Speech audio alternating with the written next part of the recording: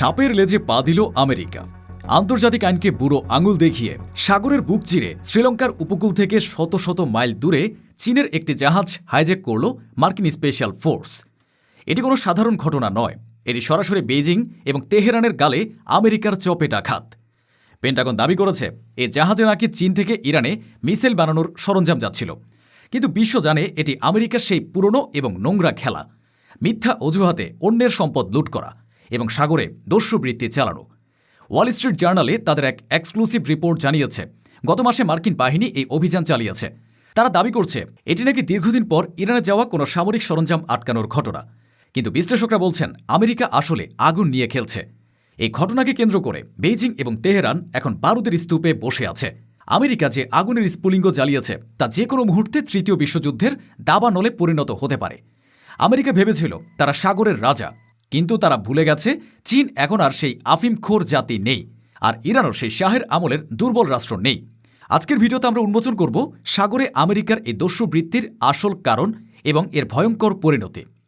কিন্তু প্রশ্ন হল, আন্তর্জাতিক জলসীমায় চীনের জাহাজ আটক করার সাহস আমেরিকা কোথায় পেল? আমেরিকা দাবি করছে জাহাজে সামরিক সরঞ্জাম ছিল, কিন্তু চীন কেন বলছে এগুলো সাধারণ বাণিজ্যিক পণ্য? আমেরিকা কি তাদের ব্যর্থ মিসাইল ডিফেন্স সিস্টেম ঢাকতে এবং ইরানকে চাপে ফেলতে এই নাটক সাজিয়েছে? ডুয়েল ইউজ বা দ্বিমুখী ব্যবহারের অজুহাত দিয়ে আমেরিকা আসলে কাদের টার্গেট করছে? তারা কি ইরানের প্রযুক্তিগত উত্থান দেখে ভীত? ইরানের মিসাইল প্রোগ্রামের সাথে যুক্ত কোম্পানিগুলোর নাম করে আমেরিকা আসলে কি লুকাতে চাইছে? এই ঘটনার পর চীন এবং ইরান কি যৌথভাবে আমেরিকার বিরুদ্ধে সাগরে কোনো বড় পদক্ষেপ নেবে, নাকি আমরা দেখতে যাচ্ছি হরমুজ প্রণালী বা দক্ষিণ চীন সাগরে এক নতুন মহাযুদ্ধের সূচনা? এই সব প্রশ্নের উত্তর জানতে এবং আমেরিকার এই দস্যুবৃত্তির পেছনের সত্য জানতে ভিডিওটিতে একটি লাইক দিয়ে শেষ পর্যন্ত আমাদের সাথেই থাকুন। চলুন এই পর্দার আড়ালের সত্যটা জেনে নেওয়া যাক। ঘটনাটি ঘটেছে গত মাসে শ্রীলঙ্কার উপকূল থেকে শত শত মাইল দূরে ভারত মহাসাগরের আন্তর্জাতিক জলসীমায় একটি বাণিজ্যিক জাহাজ চীন থেকে ইরানের দিকে যাচ্ছিল। হঠাৎ করে মার্কিন স্পেশাল ফোর্সের বোট এবং হেলিকপ্টার জাহাজটিকে ঘিরে ফেলে। কোনো পূর্ব নোটিশ ছাড়াই, কোনো আইনি পরোয়ানা ছাড়াই মার্কিন সেনারা জাহাজে উঠে পড়ে। তারা নাবিকদের জিম্মি করে এবং জাহাজের নিয়ন্ত্রণ নেয়।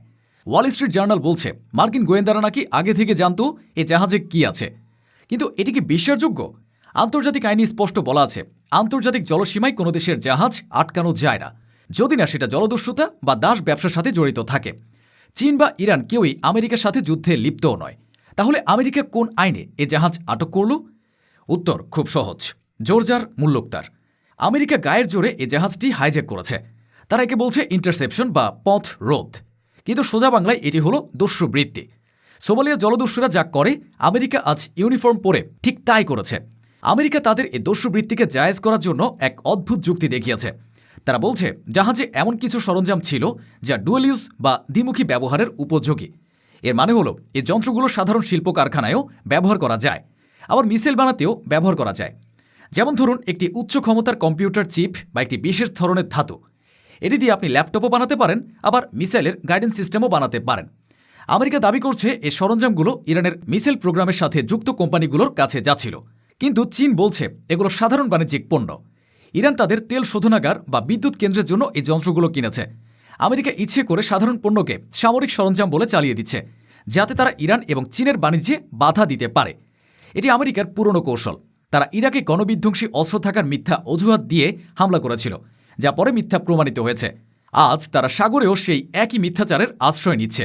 এই ঘটনার পর বেইজিং এবং তেহরানে চলছে চরম উত্তেজনা। চীন বিষয়টিকে তাদের সার্বভৌমত্বের উপর আঘাত হিসেবে দেখছে।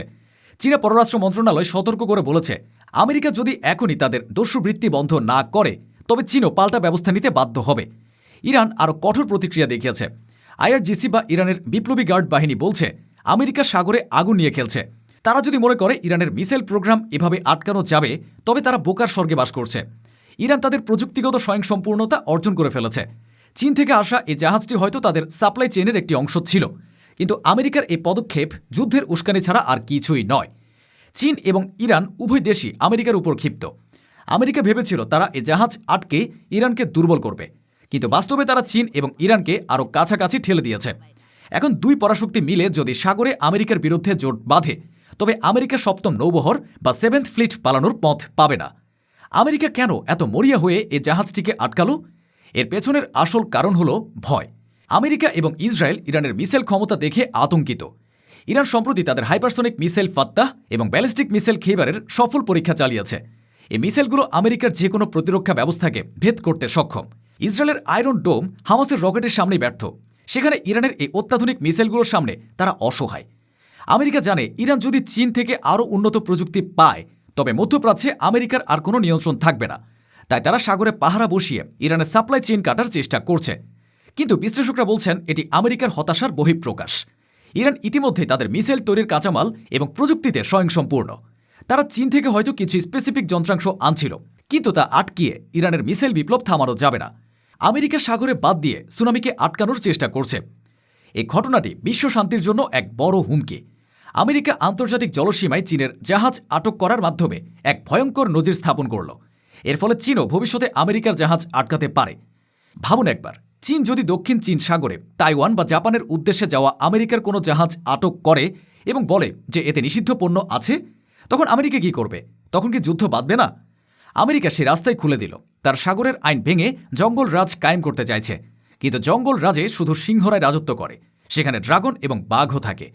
চীন এবং ইরান যদি এখন হরমুজ প্রণালী বা মালাক্কা প্রণালীতে পাল্টা অবরোধ আরোপ করে তবে বিশ্ব অর্থনীতি ধসে পড়বে, তেলের দাম আকাশচুম্বী হবে এবং নিত্য প্রয়োজনীয় পণ্যের জন্য হাহাকার শুরু হবে। আমেরিকা তাদের হঠকারী সিদ্ধান্তের মাধ্যমে পুরো বিশ্বকে এক অনিশ্চিত ভবিষ্যতের দিকে ঠেলে দিয়েছে। আমেরিকা সবসময় অন্য দেশকে আন্তর্জাতিক আইন মেনে চলার সবক দেয়। তারা চীনকে বলে দক্ষিণ চীন সাগরে আইন মানতে, ইরানকে বলে পরমাণু চুক্তি মানতে, কিন্তু তারা নিজেরা কি করে? তারা আন্তর্জাতিক জলসীমায় দস্যু বৃদ্ধি করে, তারা অন্যের দেশের সম্পদ বাজেয়াপ্ত করে, তারা নিজেদের আইনের ঊর্ধ্বে মনে করে। এই জাহাজ আটকানোর ঘটনা প্রমাণ করে আমেরিকা আসলে কোনো নিয়ম নীতির তোয়াক্কা করে না। তাদের একমাত্র নীতি হল আমেরিকা ফার্স্ট। কিন্তু বিশ্ব এখন আর আমেরিকার এই দাদাগিরি মেনে নিচ্ছে না। ব্রিক্স জোট এবং গ্লোবাল সাউথের দেশগুলো আমেরিকার এই আচরণের বিরুদ্ধে সোচ্চার হচ্ছে। তারা দেখছে ডলার এবং সামরিক শক্তির অপব্যবহার করে আমেরিকা কিভাবে বিশ্বকে জিম্মি করে রেখেছে। এ জাহাজ জব্দ করার ঘটনা আমেরিকার নৈতিক পরাজয়ের আরেক দলিল। প্রিয় দর্শক, আমেরিকা সাপের লেজে পা দিয়েছে। তারা ভেবেছিল চীনের জাহাজ আটক করে তারা হিরো হবে, কিন্তু তারা আসলে নিজেদের কবর খুঁড়ছে।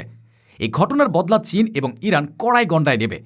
আমেরিকা আজ যে ভুল করল তার মাসুল হয়তো তাদের পুরো নৌবহর দিয়ে দিতে হবে। সাগরের ঢেউ এখন আমেরিকার বিরুদ্ধে কথা বলছে। চীন এখন আর ঘুমানো ড্রাগন নয়, আর ইরান এখন আর দুর্বল নেই। এই দুই শক্তি মিলে যদি সাগরে প্রতিরোধ গড়ে তোলে তবে আমেরিকার নৌবাহিনীকে লেজ গুটিয়ে পালাতে হবে। বিশ্বযুদ্ধের দামামা বেজে গেছে, আর সেই ঘণ্টা বাজিয়েছে খোদ পেন্টাগন। আপনারা কি মনে করেন, আমেরিকার এ কাজ কি বিশ্বযুদ্ধের দিকে নিয়ে যাবে? চীন এবং ইরানের কি উচিত এখনই পাল্টা জবাব দেওয়া? কমেন্টে আপনার মূল্যবান মতামত জানান।